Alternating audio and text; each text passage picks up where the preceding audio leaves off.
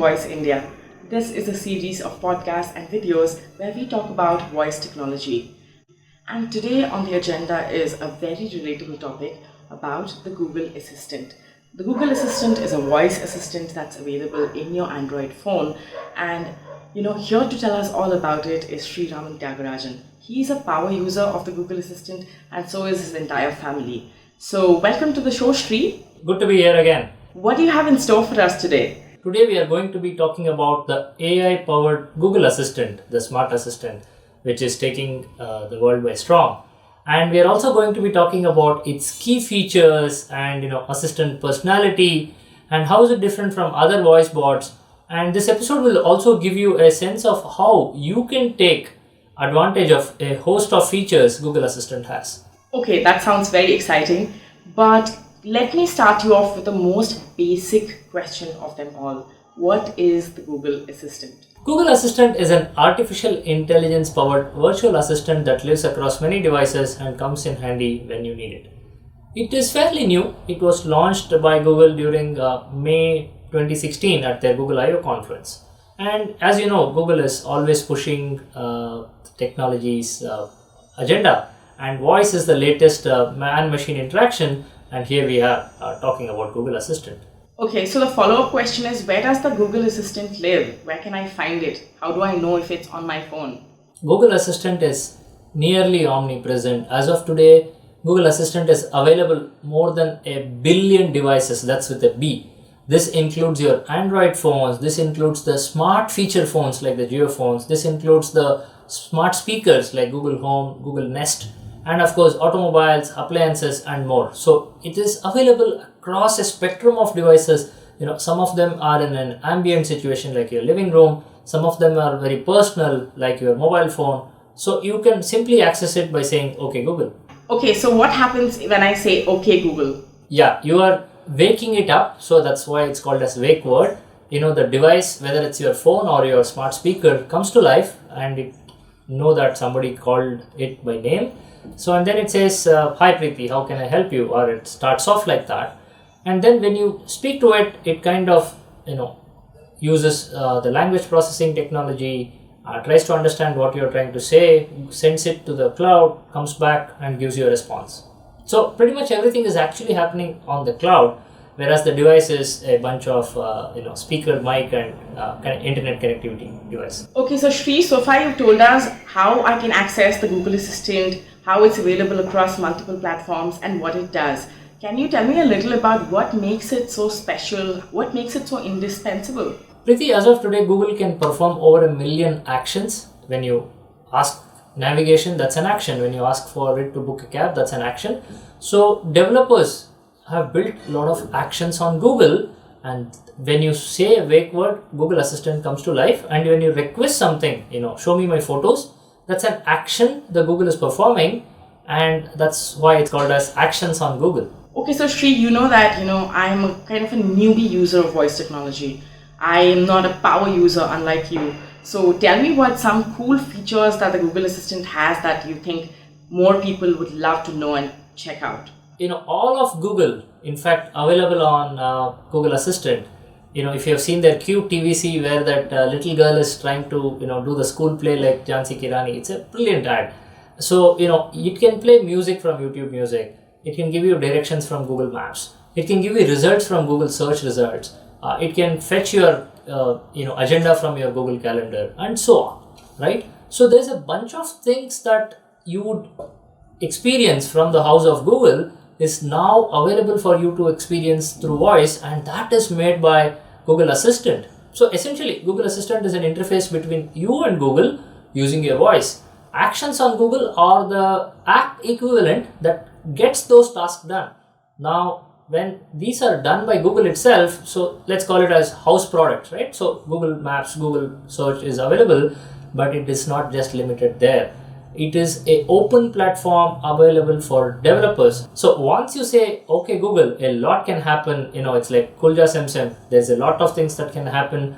You could ask for any action, and if it's available, Google is going to do it for you. So Sri, I know that there are a lot of different voice assistants out there. So, what is the Google Assistant USP, so to speak? What makes it different from the rest? Preeti, consumers today have a choice. There is Alexa, there's Bixby from Samsung, Cortana from Microsoft, and so on and so forth.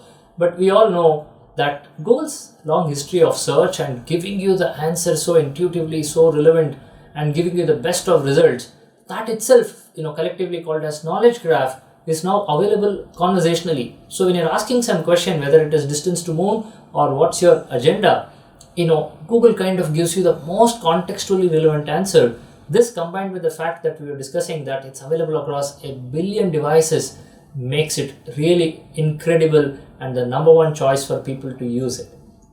There is, other interesting examples of voice assistant today. For example, there is a bot called Gopal built by homegrown Reverie language technologies. So, it is Shuddh Desi and it converses in Indian languages. So, there is a lot of interesting things happening in this space, but the sheer, the intelligence of the AI or its capabilities makes Google Assistant truly a unique one.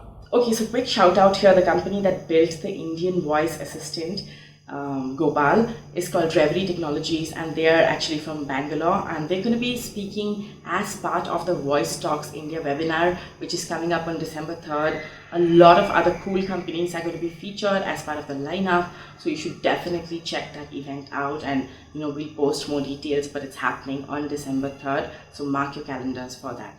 Okay, so let me get back to the questions tree. Can you share some use cases for people like me, like end consumers like me? How can I get more value out of the Google Assistant? I would love to. Google Assistant is action oriented. If there is one takeaway about what makes it truly special, that the fact it is action oriented. It can help you get a number of things done in your life, on a daily basis, in a virtual world, like set me a reminder, or in a physical world, let's say inside your car. So the whole personality of Google Assistant, like the word says it, assistant, it always aims to help you get things done, and that is what I'm calling as action oriented. Okay, so Shri, I want some recommendations on cool things that I can try the next time I say okay Google. So do you have any recommendations for me as an expert? Let's say you're cooking and you have to send a message to your family saying, hey, could you book movie tickets for tonight? You just suddenly remembered when both of your hands were busy. So you could say, okay Google, send a message to my brother, please book 2 movie tickets for tonight, right? That is possible. Or you could say, okay Google, take a selfie. Especially when your hands is extended and you're ready, don't have to fumble with the buttons. Let assistant take the selfie for you. Or you could say, okay Google, play me A.R. Rahman hits, and it's gonna play those music for you. So these are all on device actions. Or when you're driving, you could say, okay Google, navigate me to work. So it knows where you work. It kind of puts the navigation on the screen for you to drive without taking the hands off the wheel. Now you could also do a bunch of other things like smart home automation. If you are connected to your AC or microwave or your thermostat, you could set temperature, or you could control the AC temperature.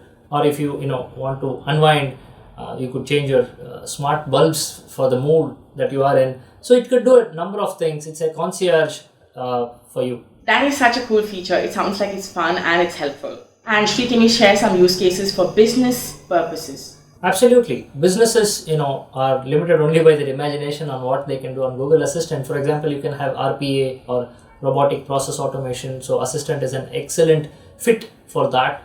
You could have business intelligence and data visualization. For example, you could say something like, okay Google, what's my sales from Northern India last week? So if you're connected Assistant to your business intelligence platform, it can simply give you the data, or it could show you a smart graph on your device, or you could ask it to project it on your TV. All this kind of Jarvis stuff it could do.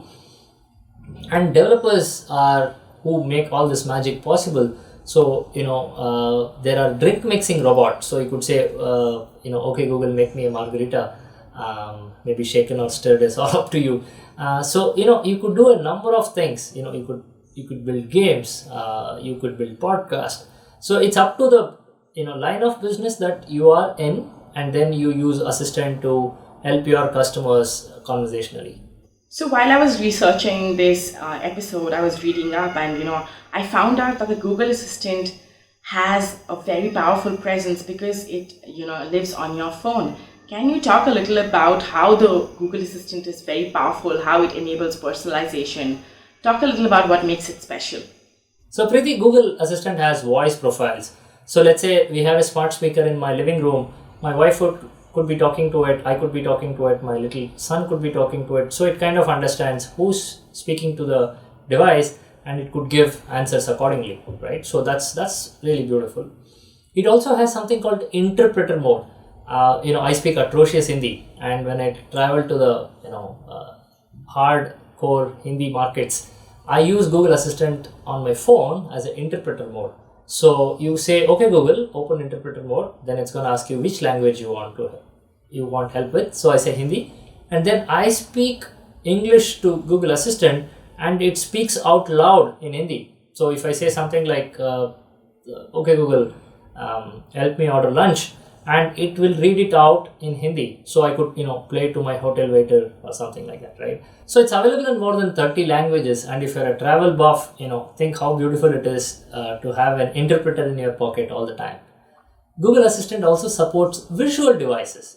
There are smart screens where you could build games on it, or you could build interactive narrative audio stories on it. So there's a number of things it could do. So it is kind of, like I said, ambient. It's available on a smart feature phone, it's available on an Android phone, it's available on a voice only device like Google Home, or it's available on a Nest Max device. So it is versatile in that nature. And Google Assistant also forms the foundation of home automation, your IoT, controlling multiple devices in your home with a single hub, right? So it is really, really feature heavy, Preeti, what Google Assistant can do for you. I know, Shri, in preparation for this episode, you and I were talking about how the Google Assistant is super powerful because it offers so many possibilities to an end consumer, and it offers the powerful personalization of Google. It knows so much about me. So can you talk a little about that? Absolutely. Google's DNA of building platforms, not just products, is very true in case of Google Assistant as well. So Google Assistant is open for developers. For example, when you say play music, if it's coming from Savan or if it's coming from Spotify, that means those developers have built their actions on Google. So it's an ecosystem, and it's not limited to the large brands that I'm mentioning, right? Anyone can build an action on Google. So it is a platform, it's an ecosystem. You could reach out to your end consumers via Google Actions. So that's one. Second, it's available across the world. It's a global product. It's available in 30 different languages. In India, it's available in 9 Indian languages and also Indian English. So that makes it kind of versatile. You're not limited by language barriers. So you could be here in India and you could be building it for a different market where you have your target audience. And of course, it's an open platform. In voice talks, we are having Utkarsh from Arrow AI. So he has built an entire tooling and lot of actions on Google solutions. So that shows how open Google Assistant is. And in fact, Dialogflow, the NLU engine that you use to design conversational experiences was also a startup once that is now part of Google, right? So it's a platform, it's an ecosystem, and that makes it completely powerful and also democratizes the power. It's not held by one, but collectively by all. Shri, I have to admit that multiple times during this episode, I was scared that the Google Assistant would come to life because I've been saying, okay, Google so many times. So how does that, impact people like me? And if we have concerns around privacy or being overheard when we don't want to be, can you address that and speak about that a little bit? Just like how you unlock your phone when you need it to, you could unlock your smart home device or your Google Assistant only when you need it by saying, okay, Google. And only after that, it captures what you're saying and it sends it to the cloud. But while all of this is happening, you can log into your Google console or your Google account console. You could see all the conversations you and Google had, and you could erase it, delete it selectively or all of it. You could even automate, how long you want Google to remember all your chat history, etc. So the power of privacy is right in the hands of the user itself and not controlled by Google. So that's about the privacy part. Talking about security part, once again, all of this is happening in cloud. your account is completely secure. It has two-factor authentication. It can be linked, and you can have alerts when somebody else is trying to log in. So once again, it is completely secure. And if it's transaction enabled, you can definitely have voice pins, so somebody else is not using your transaction related conversations on Google Assistant. So on the whole, it's very private, it's very secure, and there are enough fail-safe in place, so you could be rest assured that your conversation is completely private. Okay, and Sri, can you share some use cases for business? First one, Preeti, that is available across billion endpoints or devices. So people have started using it. So if you're a business and your customer is searching for you or looking for your business on Google Assistant, if you're not available, that's not a good experience for them. So it's strongly recommended that every brand and business today embraces Google Assistant. That's number one. Number two, you could, if you are a digital native company, let's say you are a food ordering app or a bank or any other app-driven business, then you could deep link between Google Assistant and your app. It's called as app actions. When I say something like, okay, Google, open Zomato and show me restaurants, it directly takes me inside Zomato. It has already applied a filter, in my locations, Chembur, Mumbai, and it's showing me some options, right? So it cut down 6-7 steps in my user journey, and that's incredible. And when it comes to advertising and marketing, my third recommendation is the deep link that we use in mobile apps, where you could lead people inside a app. Even in conversations, you can lead people right inside a conversations. So, it's really easy to kind of market it as well, not just to create it, but it's easy to get people to use this. So there are a number of reasons why, but these are my top reasons. And stay tuned as we are going to talk about the entire Google stack.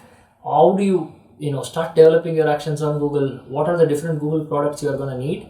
And also watch out for voice talks that's coming up, where we are talking about building for Bharat. So Shri, thank you so much for such an insightful conversation. This was super helpful, and I'm sure that it's going to inspire a lot of people to get to know their assistant better. All you have to do is say, okay, Google, and I'm certainly going to explore more features and try and play around with it more often and graduate from being a newbie user to a power user.